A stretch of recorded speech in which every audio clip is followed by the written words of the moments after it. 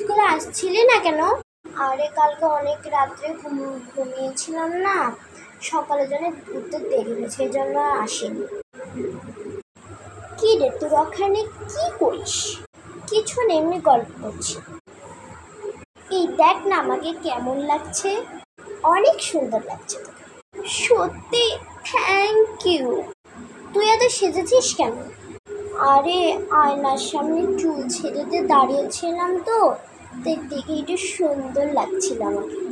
তারপরেই মনে করলাম আমি নতুন জামা পরি আর গয়নাদের সাজিয়ে তাহলে আমাকে আরো বেশি সুন্দর লাগবে।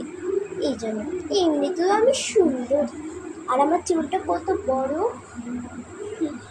তোদের থেকে আমার চুলটা অনেক বেশি ভালো। এখানে যারা যারা আছে সবার থেকে আমার চুলে বেশি সুন্দর, বেশি বড়, আমাকে দেখতে অনেক সুন্দর। ওই মেয়েটা কে রে? বেশি ভাব।